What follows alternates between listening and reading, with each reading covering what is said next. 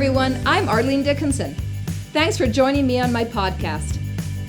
It's absolutely critical that we support small business in Canada, and I am proud of my partnership with TELUS, who always puts owners first.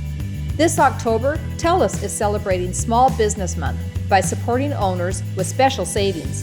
Get the latest tech to help transform your business with limited time offers. Visit TELUS.com/Small Business Month to learn more.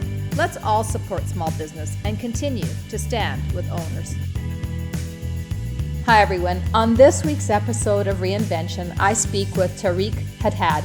Now, Tareq is a Syrian refugee who came to Canada with his family and started a company called Peace by Chocolate.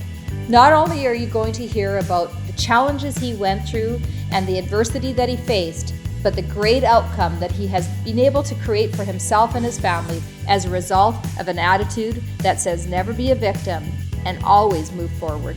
Take a listen.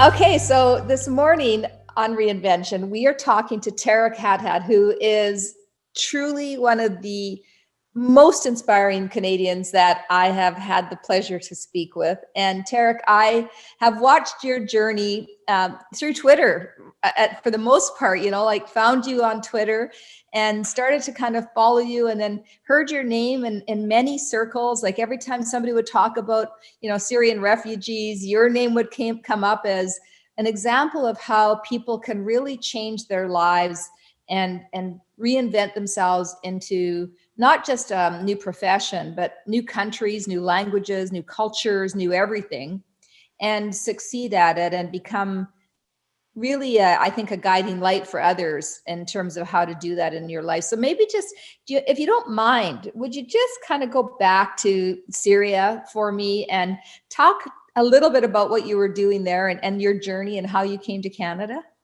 Absolutely. It would be with pleasure. What you just mentioned just reminded me of my grandmother when she said, if you want to know where you are going, you have to know where you came from. And where you came from, everyone really came from somewhere different, from different experiences, from different cultures. And we in Canada, it feels like we live in the United Nations, honestly. In the whole country, wherever you go, you see these different cultures vibrant everywhere you go, in small towns or in big cities. It doesn't matter. The story back in Syria, it was my family passion to make chocolate and to make everyone happy. It all really changed. If you are in Syria and you are born between 1970s and after, that's when my father and my mother's generation are from.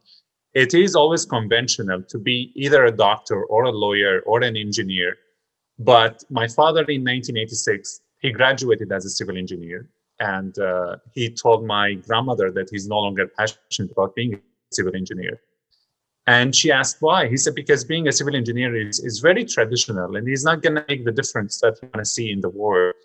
So my father, actually, he wanted to be an entrepreneur. And he thought that by being a businessman, he can create a change in the family track all over the history of the family, because everyone in the family, they had really some traditional path that they followed in the years ahead. So my father went to a wedding of my cousin in 1986. He came back from the wedding talking to my grandmother, and he told her he loved seeing in the wedding how everyone was so happy when they were eating chocolate. And he said that no one eats chocolate, who was eating chocolate at the wedding was sad. Everyone was really happy, was really excited. Their eyes were just lighting up. So he liked the idea. He came back to the home kitchen and he started playing with cocoa beans from scratch. He had no idea how to make chocolate in the beginning. If you ask me in 1986, I was not born, but if you ask me at that time that my father will be a chocolatier, I would not believe it. He was really the last person to be in a kitchen. My dad was so messy at that time that chocolate was everywhere. Like if you go to the kitchen, my grandmother was telling me chocolate was on the floor, on the fridge, on the ceiling, on the tables, on the spoons. He did not leave anything clean for her in the kitchen. But he was really passionate about it. And the way that he was going out and learning new recipes and how to make chocolate in every Syrian culture, in every Turkish culture, in every European culture, he learned a lot within only 3 months. And then he started creating his own recipes and tracking them down and recording them. It was really successful. It was just like the time when my father realized that he just figured it out on his own. He's been really an inspiration for so many family members and also for his kids for sure. So the whole story of the company in Syria was that my dad was really passionate about what he was doing and what he was trying to figure out. And also that my mom joined the mission. In 1987, my dad married my mom just because he offered her 2 free boxes of chocolate and she loved them. So she came back and they both fell in love. That's a woman after my own heart right there. So he knew the road to a woman's heart. Exactly. He just figured that, sharing chocolate is a great way to make a connection. And in that way, when my mom married my father, they were both really on that great vision for the company in Damascus, from one shop in downtown Damascus to 2, then to 4, then it was really growing exponentially until my father secured some international brands and he was a representative for them in the Middle East.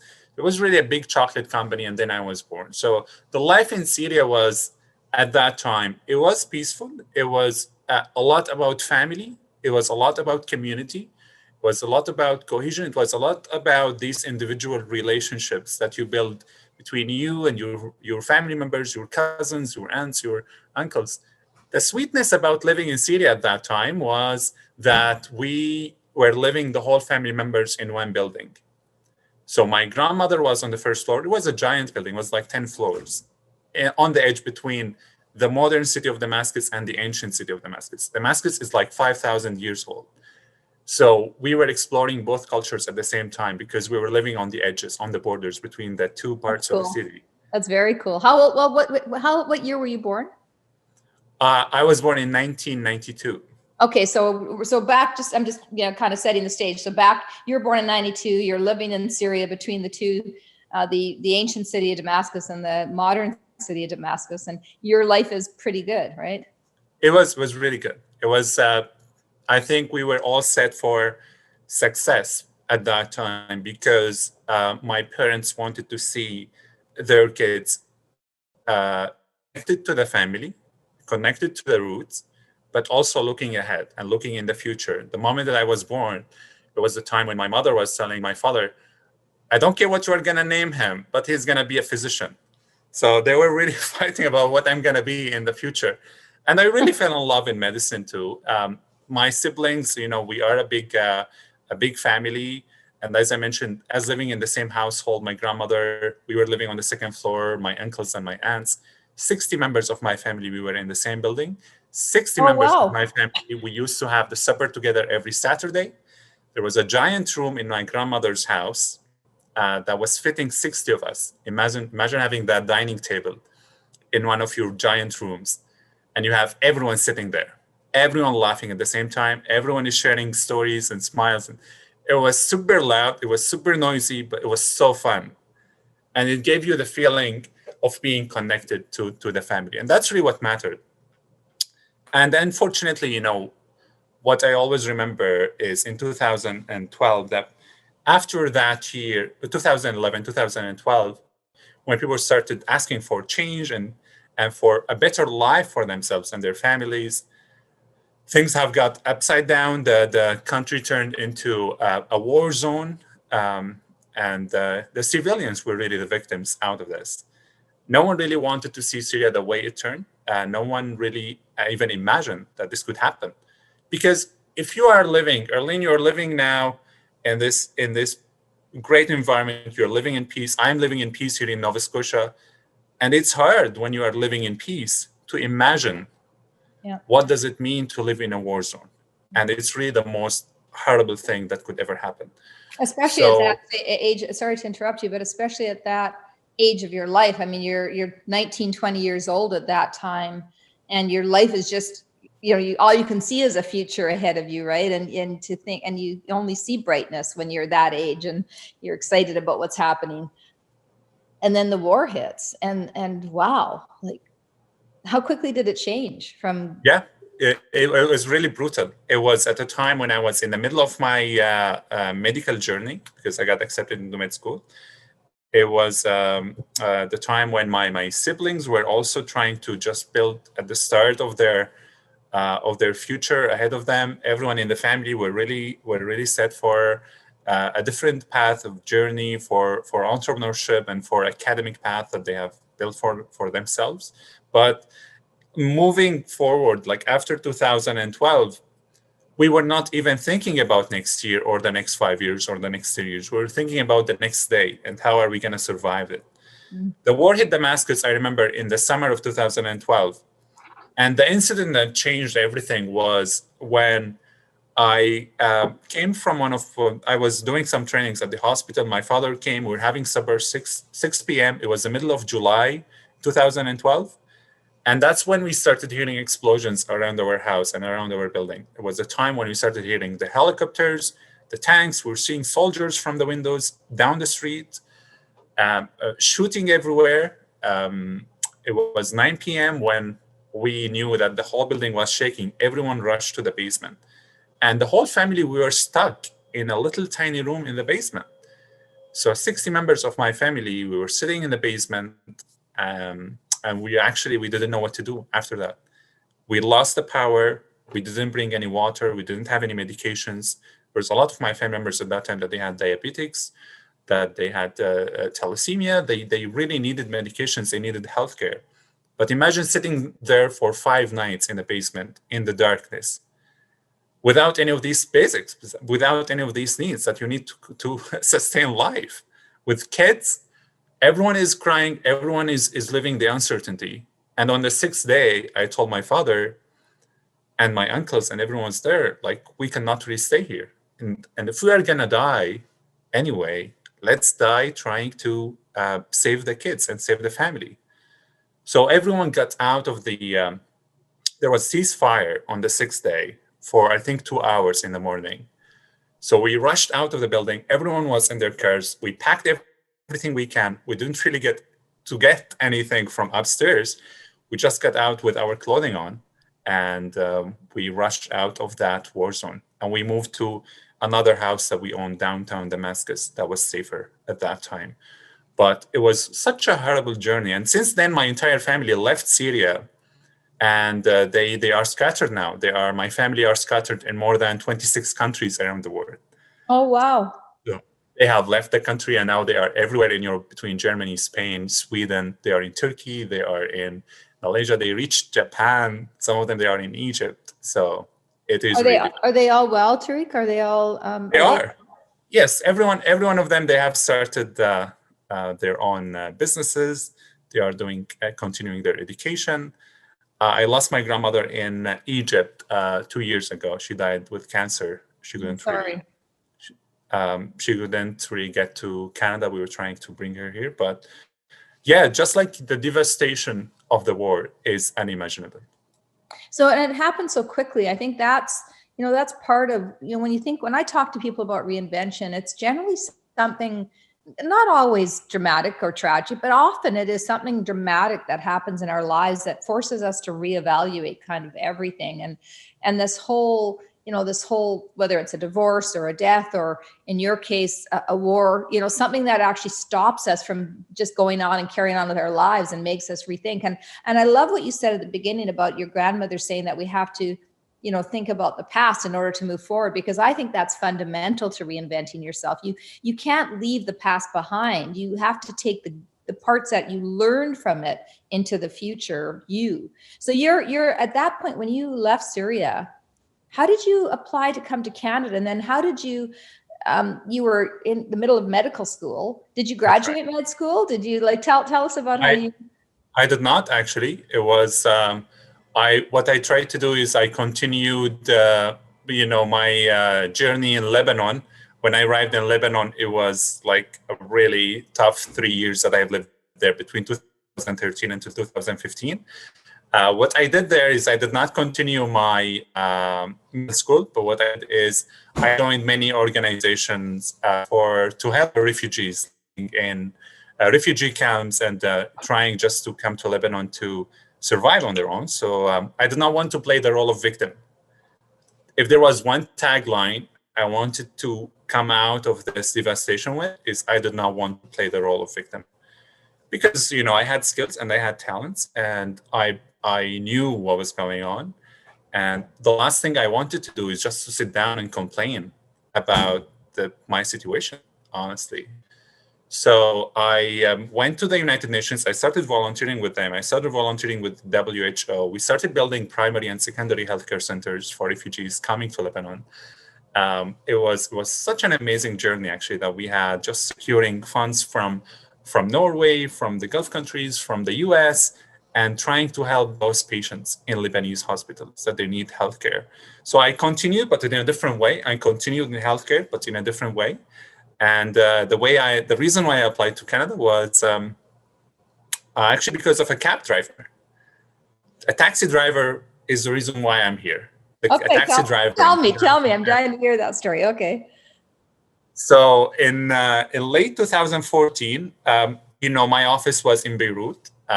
I'm sure you all heard about the explosion that happened in Beirut just 2 months ago. So my office in Lebanon was only 5 minutes walk from where the explosion happened in the port of Beirut. Wow. In 2015 and 2014, around Christmas time, I finished 10 p.m. in the office, and I went to downstairs. I saw a cab that was waiting for me just to drive to Saida, which is 40-minute drive from Beirut. And I was very tired. I was really exhausted. And when I got into the car, you know that cab drivers, they talk a lot. Like if you are with them for a 40-minute drive, they keep telling you stories for the 45 minutes just to keep you in the car for a longer time. But that man was really kind. He was really nice. And he was telling me that he see that I'm really thinking ahead, and he wanted to help me. He was like, why don't you apply to travel? So you and your family can just go get out of Lebanon, because you know you can go back to Syria. And I said, what do you mean? Like, I really try to go everywhere. And that's true. I tried to go to Portugal. I tried to go to the United States. That's before Trump. I tried to go to Italy or to the UK. It did not work. And he saw that I'm so frustrated. And he said, well, I had 2 passengers today with me that they told me that the Canadian Embassy is offering scholarships. There was a program called WISC. And I was tired. I did not even think about it until the next day. So I got home, I was talking to my family, and they applied for the scholarship. And I was like, okay, it's gonna get rejected. It's gonna get declined like everything else. I absolutely had no idea what's gonna happen next. So within 1 month, they called me from the embassy, and they told me that, you know, the application was really excellent, and I was invited for an interview. I attended an interview, and then it was really about me coming to Canada to continue my medical studies. So I was rejected based on that. But then after 2 weeks, they called me again, and they said that me and my family were invited based on a special invitation for only 5 Syrian families in Lebanon to come to Canada. And my family was one of them. Oh, wow. Okay. And that's how it happened. You know, after a few months, when the new government came, the pledge to bring 25,000 Syrians to Canada, I was on the 3rd flight coming to Canada. And between all of that journey, everything was on my mind is, how am I gonna see that cab driver again to thank him? And if he just know the impact that he did by small acts of kindness. That's what life is all about. It's small acts of kindness. How old were you at that point? You were 24? I was around 23, 24. Yeah. And so it was just you and your mom and dad, or when you say your family, who did Canada let in to the country? So it was myself, it was my parents, and it was 4 of my siblings. Okay.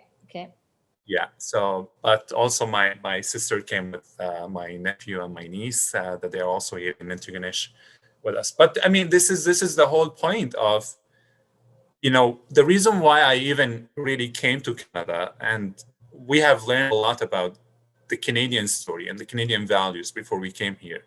But you know, and I know, and everyone in this country know that we are so lucky to be in this country, especially at this point when there's so much anxiety around the world, when there's so much fear from those who look different, who worship differently, who have different backgrounds, who have different cultures.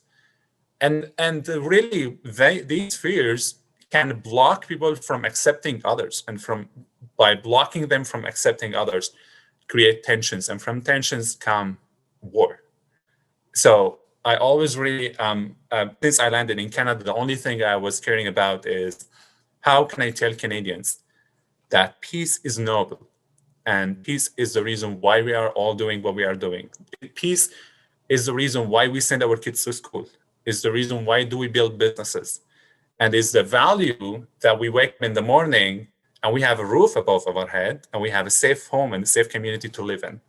So I wanted to share that as much as possible with Canadians, that we can lose it in a blink of an eye if we are not so grateful, and if we don't know each other, and if we don't accept people who have even different political opinions than us, then we can have catastrophic outcomes. And I really wanted to share that. That's why we started the journey of Peace by Chocolate.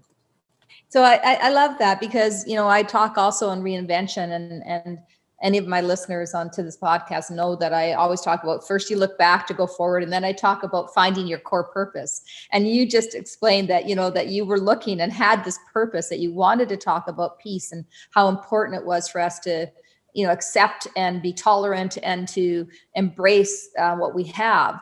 And I find that, I just want to pause for a moment in your story. I want you to continue your story as well, for sure. But I do want to pause for a moment, because you talked a little bit about, you know, it doesn't matter if we agree politically or not.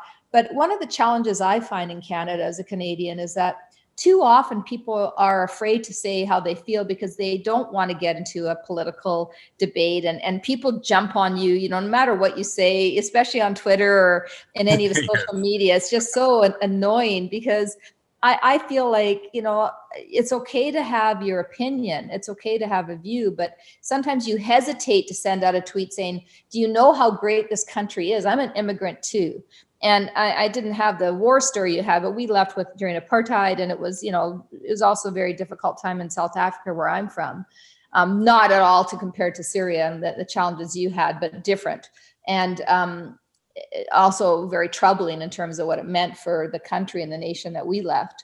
And I think that we struggle to, I was raised to go, thank you for being here. Like, I was raised that Canada was everything, and that we were so lucky to be accepted into this country.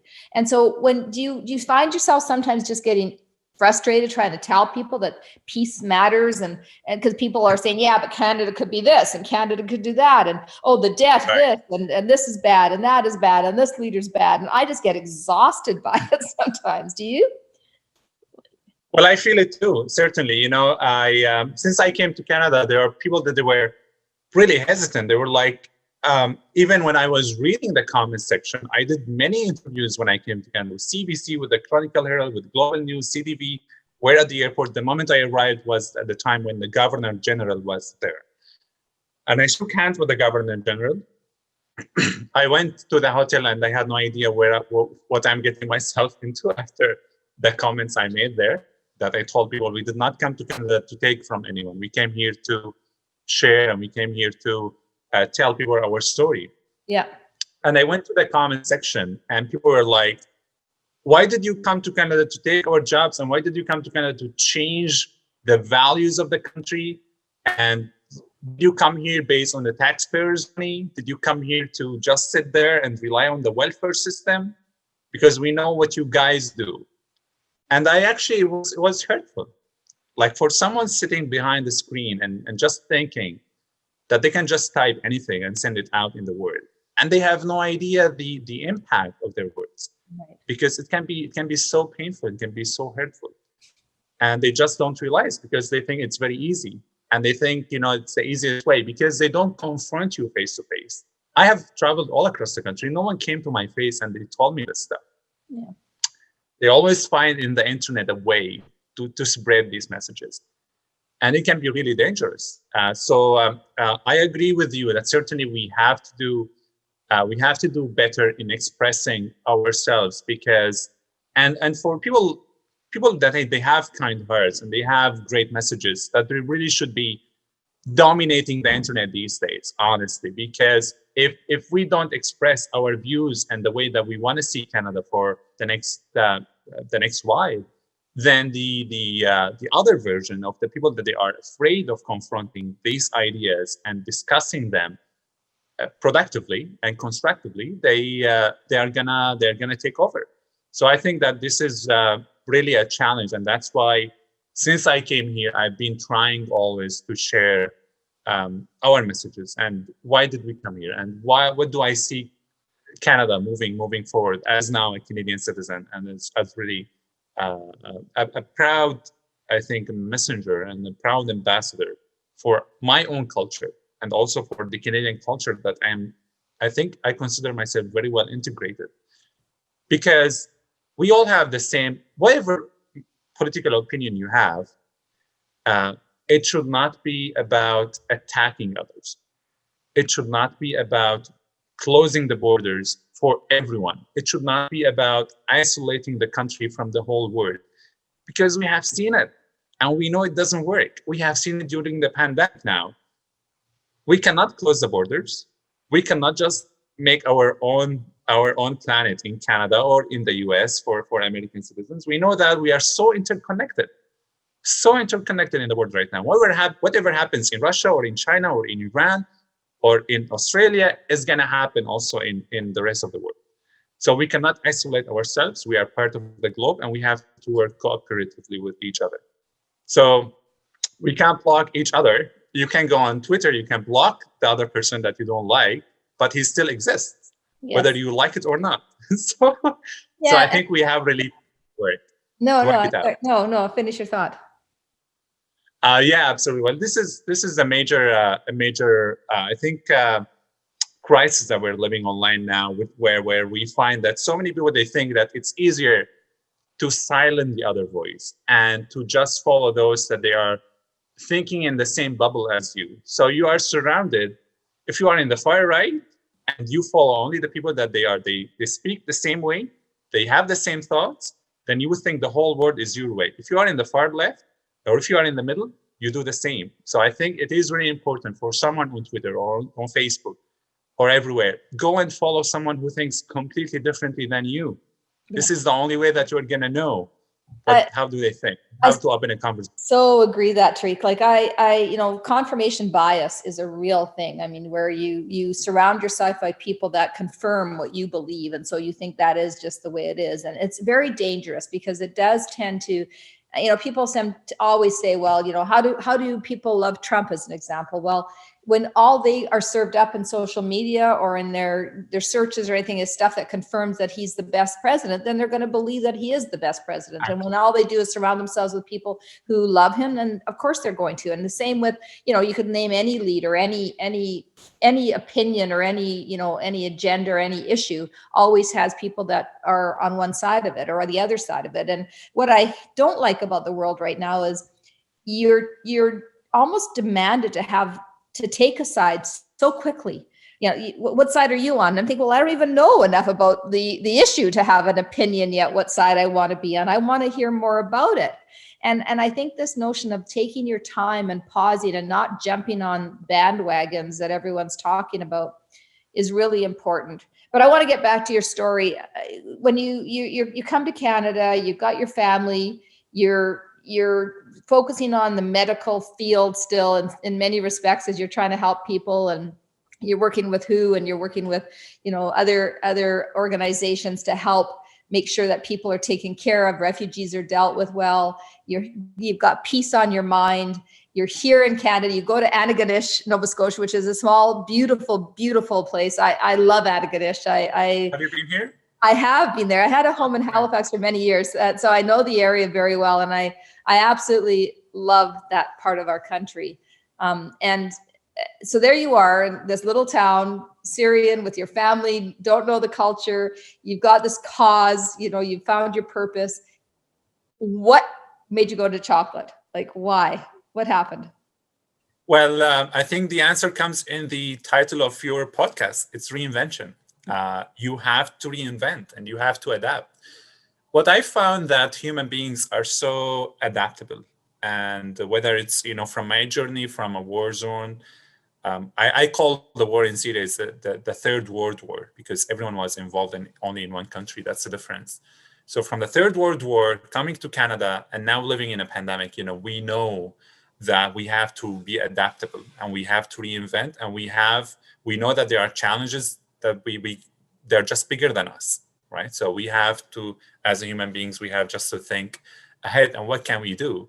Because I knew that when I came to Canada that I couldn't go back to medicine. Some universities that I have messaged and emailed, they told me to go back to high school again. So it was really difficult. And I knew that I cannot change the system overnight. It might be in 10 years, might be in 20 years, might be not in my lifetime. So should I just sit there in the home and just complain again? If you have a challenge in your life, you have two options: whether you sit down and complain and do nothing, or you can dig down and find solutions and just steer away and try to find a new path for yourself. The bigger picture that I came to Canada with is to give back to the community, to say thank you to the Canadians, amazing Canadians who saved my family, because if my family was still in Lebanon, living in a pandemic, and after a massive explosion, I might have lost some of them by the explosion if they're still there. And so Canadians have saved us. They gave us a warm house. They got my siblings and my nephew and my niece into a school. On a school bus, I saw them the first time in 2016. They helped us be integrated and be contributive in the community. They did a tour for us. So what should I do? Should I just be in the mindset that if I can go back to medicine, then my life is over or I can't do anything else? No. I knew my father and my mother, they were with us. I knew that my father, he didn't speak the language.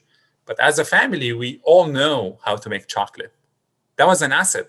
And that's another message. Immigrants don't come to Canada empty. They don't come to Canada empty. Even if you arrive here and you don't have a capital, like you don't have money, but you have talents and you have skills. And these are great assets. And that's what every immigrant come to Canada with. No one leave their talents back home and leave their skills back home and they come here. No, that's the reason why they come here, is they want to share these within a new host community and within a new country that they want to call home. So that's really what I did, is I went to the family within only a few weeks. After I had a very interesting confrontation, I was in Antigonish and I was sitting there. People here are lovely, are really super nice. Amazing hospitality. Wherever you go, the next day I went there and people started coming to me. They saw my picture on the Chronicle here on the first page. They were shaking my hands. And I was like, I really felt I'm the Prime Minister the second day I was in Canada. I arrived in Antigonish. But in one of the times, after 3 weeks of arriving, I was sitting in one of the cafes around the area. And someone came to me and he was really angry. And he was like, you know that in this part of the province, people usually struggle with a lot of like unemployment. People in the areas like this, we know they need to create more opportunities, not to bring people to take them from them. So I told him my famous tagline: we did not come to Canada to take jobs, we came here to create them. And I knew that if I would go back in medicine, it would be a long time until I really graduate and until I have my way. I said, we can start right away in creating a chocolate company, the same way my father did in Syria when he started in the home kitchen. So we went into the home kitchen in Antigonish and we started making a few pieces of chocolate using what we have, which is the tools that we had in the kitchen at that time. It was really amazing. It was just amazing fun that we, as a whole family, we were all together, sitting there in the home kitchen, playing with the chocolate. And by the way, everyone was involved, whether by chocolate creating and chocolate making or chocolate eating, where everyone is good at. So everyone was really happy with what was happening. We went to a potluck, a community gathering. Everyone loved what we created. And the flavors that we did, just like a blend of the Syrian and Canadian thing. Another message for immigrants, when they come here, sometimes they live in their own bubble of culture, and they just feel the comfort zone, being surrounded by people who speak the same language, who still have the same culture. And I really didn't want to have that. I didn't want to live in a small Damascus in Antigonish. I want to live in Antigonish in Canada because that's where we are. So what we did is we integrated all the recipes, all the flavors, all the products. We asked Canadians what do they want to eat. We also wanted to introduce them to new flavors. And that's the reason for success is we are just sharing some of the amazing things we brought here to with the community. And that's really how the idea started. So the company started in a series of farmers markets in the province in the early 2016. And that's only a few months after arriving in Canada. I'm not talking in a few years, I'm talking a few months. Because we knew that we have the ability to do it. And we really wanted to just be contributive citizens. The last thing we wanted to do at that time is to sit home. We knew that I had heard from one of my professors when I was in Damascus. He was really a close friend to me as well. And he told me, whatever you do in life, if it's not working, go networking. So I loved that. And when I came to Canada, I just thought that I have to get to know the community. I have to make new friends. I have to make new connections. I have to ask them, how is life in Canada? What are the challenges that we might face? And honestly, I arrived in December. So my family arrived in January. So the biggest challenge. Yeah. It was so fun to arrive in the winter in Canada. They don't tell you that, by the way, when you apply to come to Canada. They don't tell you anything about the winter. They keep it secret until you get here. Maybe for the best. But I just for pause again for a second, because again, for the listeners, I feel like you're literally writing the book on reinvention, because the third thing I always talk about, first you look backwards and you think about your purpose, and then you think about your currency or your skills. What is it you have? What are the things that you can do with what you have? And we all have talent. We all have skills. We all have abilities, right? And how do you use those? And that now you're doing that. So you create chocolate within a couple months, which is phenomenal. And then you start selling it in farmers markets and then go from there. And then I think in 2017, Sobeys began to distribute your chocolates throughout Atlantic Canada. Like, how did that feel in 2017 when that happened? That must have been like, holy smokes, right? It was really amazing. 2016, just to take you just a little bit on this important stage, in 2016, when we started the company, it was called the Hadhad Chocolate for Peace. And then we just started changing, we started rebranding, and we actually had amazing friends who started helping us building a website, creating a logo and a slogan, and working out all the details. We are every new business is like a newborn baby, and we were just trying to take care of all the details of the life of that newborn baby, to make the message also appealing to Canadians. And in May 2016, and that's really the reason why we then called the company Peace by Chocolate. Why did we create that whole message within the chocolate company? I could have called it Tareq's chocolate or Isam's chocolate or the Hadhad's chocolate, but we wanted to deliver a message through that. And it was in May when we saw Canadians in Fort McMurray were fleeing their homes. Hundreds of thousands of people in Fort McMurray were losing their homes and everything they have built in a blink of a moment.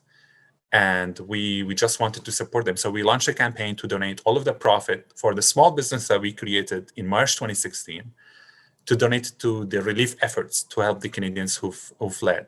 And we launched a campaign there, and hundreds of thousands of Canadians actually, they have donated, they have contributed, they have messaged, they have emailed, they have called, they have expanded it even nationally, actually, with all newcomers, all the Syrian communities in Canada, they have participated. It was just like super joyful and super really amazing moment just to know that we are here to give back to Canadians, even on the other side of the country, because we are one nation. But that must have been, like in context for people, you're a very small business at that point in time. And to give up all your profit is not an easy choice to make. I mean, this was what was feeding your family. So that must have been it's easy on one hand because you're doing the right thing, but it also is a difficult choice to make because you know that you're sacrificing yourself in order to give back. And I think that's a lovely message that in order to give back, I do believe you have to sacrifice. to truly give back. I mean, it's easy to write a check to somebody sometimes. It's very difficult to write a check when it means it impacts you personally, right? And I think that's what you show. Oh, absolutely. Absolutely. We didn't have $1 billion and we gave away $500 million.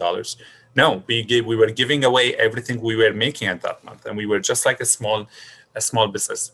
Because at the end of the day, we realized after coming to Canada that no one needs to be rich. You cannot wear 2 pairs of pants at the same time. You cannot sleep on more than 3 pillows if you want. You cannot drive more than 1 car at the same time. You don't need that much. You can take what you want and then you can share with the rest. So what we did at that point is really, we had a safe house. We were peaceful. We were living in a great community. We knew everyone was around us. We had a great connection of friends and family in the town. So we said that there are people who need the money more than us. And at that point, we just wanted to also, sometimes you have to launch an initiative or a campaign where we know that there is a bigger impact, where you know that you have to start it, and then you know that other people are gonna join in. And that's really what we have expected, but we have never expected that there would be a lot of Canadians from all around the country really just joining in. And that's really a great way to, that was a great way for us to know that the business should not only be focusing on making profit, it was about giving back to the community. So later on, we built a small factory beside our house. That was in 2016. Maybe so many Canadians have seen it on the internet. It was a little tiny factory beside our house, built by the community. And then within 1 month, I think, of the opening, the Prime Minister talked about the company at the United Nations in one of his really most famous speeches. In 2016, when he went there and he started sharing, why did Canada accept 25,000 Syrian refugees at that time? And what does it mean to the country? It was just like amazing. I was sitting there in the room with my family watching the news, and I was translating to them at that time. And it was like, like any other night when I went on CBC News trying to translate every Canadian news section to the family. And then the Prime Minister was talking, and then he started mentioning, the Hadhad family arrived in Antigonish, and they rebuilt their business by the support of their community, and they have donated their profit to the Canadian Red Cross, to Fort McMurray, and they have acclimatized to the Canadian winter. And then my family were asking me, my father was like, what is he saying? What is he saying? I'm like, I'm not believing what's happening. Like, I don't know what is going on right now. So it was really amazing. So we met the Prime Minister only a month after that. And the journey just continued in 2016 when we opened a bigger factory here in town. That's like a much bigger factory where I am in right now in the office.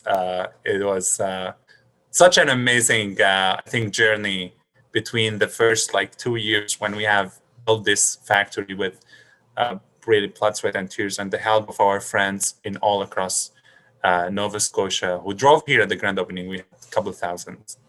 Well, it's and the final point I make on Reinvention is about context and making sure that what you're doing and who you are and your purpose and your talents all kind of serves the world that you're living in today. And you've really done that. You've acknowledged and understood the context of a pandemic and what it means to try and bring people together in difficult times. I mean, you've met so many influential people in the short time you've been in Canada, and you've reached levels of success that many people kind of go, wow, that's amazing.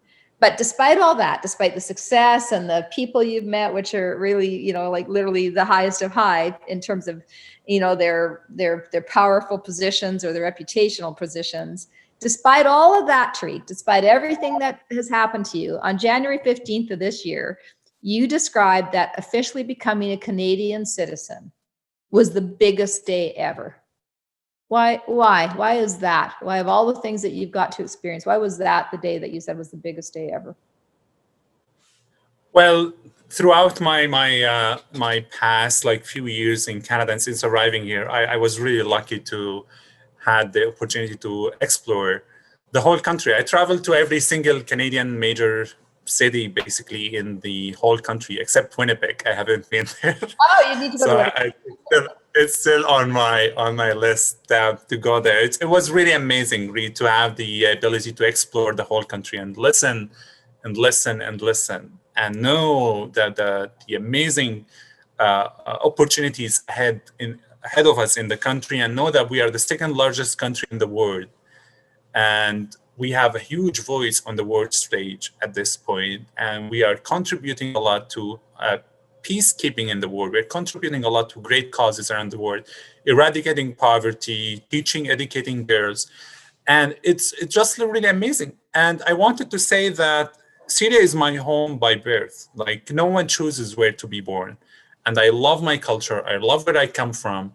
It is the reason why I am where I am today. It is the reason why do I do what I do today. Also, being Canadian is selecting my home by choice.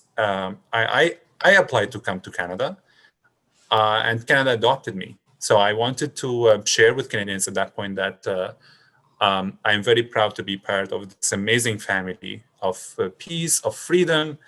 And freedom is the biggest word, by the way, because I know where I come from in Syria, where people actually died for freedom, where people were really trying to secure a better future and an equal opportunity for everyone. We were a successful family in Syria, but we know that so many people were living under poverty lines.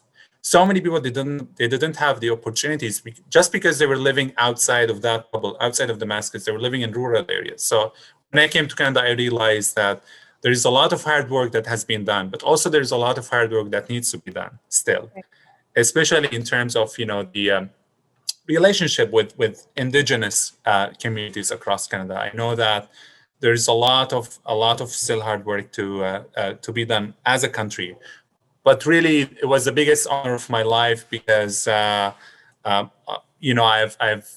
really listened to a lot of Canadians sharing their vision for Canada for the next while, and it was just great to be part. I said I am part of the family of 37.5 millions in Canada and outside of Canada, but I wanted to continue this journey with them all. I'm guessing you get asked this a lot. I mean, you're not quite 30 years old now, so you've got, you've gone through so much. You're incredibly well spoken.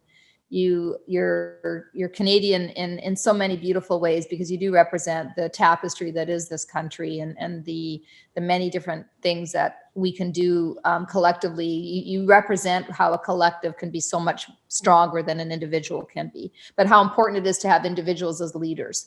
So I'm guessing that you've been asked this a lot. Are you ever going to run in politics? Well, you actually don't know. I just got a text again this morning about you asking me that. I've been asked that a lot. I am not really excluding it, but it's not on the horizon for now. There are big plans that my plate is quite full of the full. Like, I have a lot of things going on within the company. There are a lot of exciting moments going on for the company. We have a big announcement coming out in November as well. Within the society, the Peace on Earth Society, within my role on board with Invest Nova Scotia, that I was appointed to back in 2017 and continue for the next 3 or 4 years.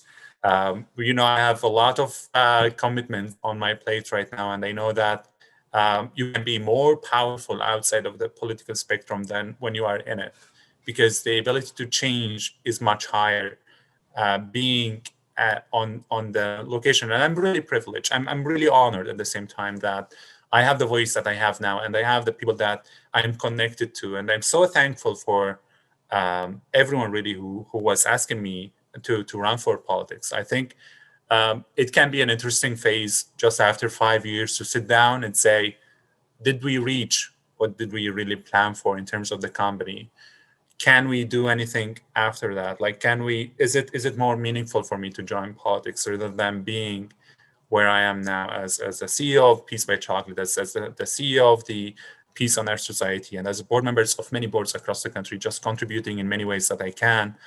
But also, I think in politics at this point, there are a lot of voices. The problem with politics right now, not in Canada only, but around the world, that there are a lot of people who are asking, for a change in a way that I do not really desire. And I think at the time when I think it is right for me to think even about it, that I'm going to create the change that I want to see in the world as well, I will be reconsidering my options. But it is, I think it would be an honor always to be a public servant. I'm doing it in a different way right now, and also in voicing out and really telling and speaking out about what do I want to see Canada in the next while. Yeah, Tareq, I've had the exact same question asked to me, and I think I echo the same points, which is sometimes just because you're not in politics doesn't mean you're not serving your country. You can serve your country in many ways. You can help people in many ways. And I have a lot of respect for public servants as well. And I also have a lot of respect for people who create jobs and who care about the structure of our country going forward, who think about peace and freedom and all the things that we enjoy here, and trying to hold on to what matters to Canadians the most, which is making sure that our social fabric is tight, but also making sure that our economic situation is strong. And I think these are things that we can accomplish. They're not mutually exclusive. You can be socially sound and fiscally responsible at the same time, and looking forward. So I'm looking forward to what's going to happen in our country in spite of a pandemic. Tareq, you have any final thoughts to somebody who's trying to reinvent themselves, that's struggling? I mean, you talked about never being a victim, and I think that's an important message. You've talked about making sure that you learn from your past, that you think about what matters to you, your purpose, that you think about what you're good at, and that you think about the world and the context you live in. But is there something that you would like to leave people with on this podcast today who are thinking about reinventing themselves and are stuck? Yeah, absolutely. There are many ways that people can really reinvent themselves, in my opinion. The reason why people actually need to reinvent themselves in the first place is the feeling, when they have the feeling that they are stuck, right? And that feeling that you are stuck is actually an opportunity to change, and it's not a setback. Again, if you are stuck, you have two options: whether you complain or whether you dig down and find solutions. So I think it's easier for you to go dig down and find solutions, because that's the better thing for the future. In another way, I think that the way we are living right now, everyone can use technology as a bridge to the human connection, instead of letting it a barrier. You mentioned earlier about using technology in a positive or a negative way. I think we will have the choice, but I think we can use it to make these connections, and at any point in time, we can make a connection with someone who's living different experiences to learn from them. So get out, learn from those who look differently, who worship differently, who have different backgrounds, and always reflect on them, because it doesn't always mean that you are right, and it doesn't always mean that they are wrong. We have different perspectives as a human being, so always try to understand where does everyone come from, and really what does it mean. The other point that I wanted to mention is some people go into reinvention and go into redefining themselves in an intense way. Like they say, I have to change everything within 1 month or 1 year. But they don't realize that this is not about intensity, it's about consistency, right? It's about how much really can we put of ourselves into reinventing the shape that we want to be in, and reinventing. Even sometimes you have to reinvent your own values if it doesn't fit the place that you are in, right? And maybe stick to the foundational ones, but also you have to rethink, am I doing things right based on our values? Because everyone talks about values. Wherever you go, everyone have their own different values, and they can be based on negative things that they are not really accepted in a certain community or at a certain point of time. So I really encourage everyone to do the best that they can to make sure that, to their best of their ability, that they are making this as their daily dedication, not really to make it intense, but also to make it consistent. The last thing I wanted to mention is And that's really a major point, is that adapting and coping with life challenges can always lead to opportunities of growth, right? Like in our current reality of anxiety, uncertainty, and suffering, I really hope that people can help each other in understanding how to move forward through optimism and growth mindset, just to be inspired and then resolve to make our own impact in the world. So there is really a lot to take from this. There is a lot to take from our story. Coming to Canada with nothing, rebuilding now a chocolate company that we have the hope that in the next 5 years will become one of the top 5 chocolate companies in Canada, and trying to fit into what we have right now. I know that the world is living a pandemic, and I know that there's a lot of uncertainty, a lot of anxiety, a lot of pain. A lot of families were scattered. A lot of people have lost their jobs.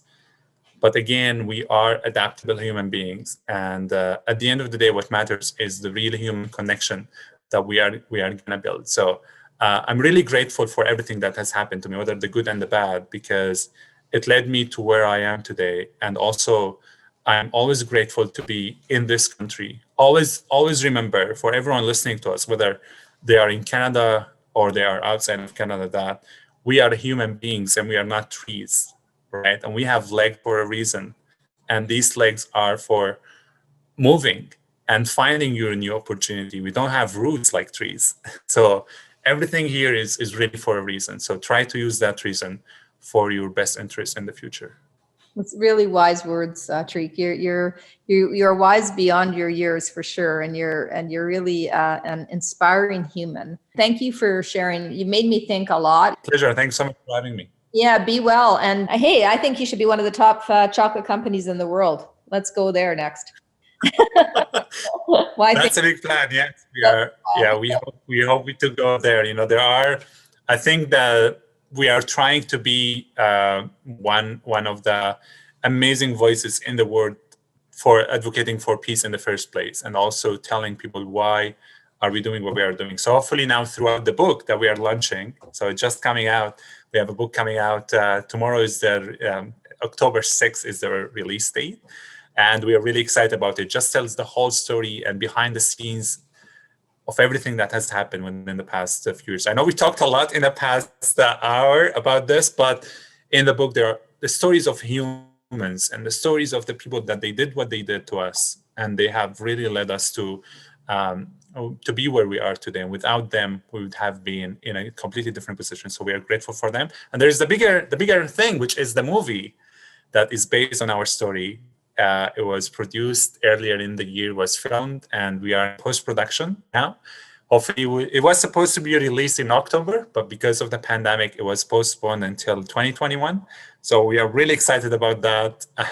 This is going to be life-changing for us, and hopefully it will be inspiring for so many people around the world when they learn, the millions around the world who are going to watch the movie. I hope that they learn to be resilient and to be resilient through adversity. That's fantastic. And between the podcast, the book, and the movie, that cab driver is going to know how grateful you are for the advice that he gave to Canada. So thanks, Tareq. It was a pleasure to speak with you, and continued success with everything you're doing. My pleasure as well. Thank you for having me. That hour literally flew by, listening to Tareq talk about what his family went through, the good life they had prior to the war, the instantaneousness of the war and the impact it had on his family, them leaving to come to Canada and how he got into this country, and then the lessons that he has learned as he is a Canadian about how he can blend his Syrian past with his Canadian future, and how these cultures can actually work together. There is such an important lesson there for us all to learn. This is a country that is full of opportunity and is a tapestry of so many different cultures and people coming together to create a country that can actually lead the world in terms of understanding, tolerance, and growth. I'm thrilled to have spoken with Tareq. He had taught me so much in that time together. I will be thinking about our conversation for a long time to come, and the lessons that he taught me about being not a victim, about moving forward, and about making sure that we are all doing our best to make this country a better place. Stay safe and stay human. This podcast is made possible by the great folks at Venture Communications. Thanks to our engineers, writers, producers, and all the folks who work really hard to bring you these great stories of reinventions each and every week.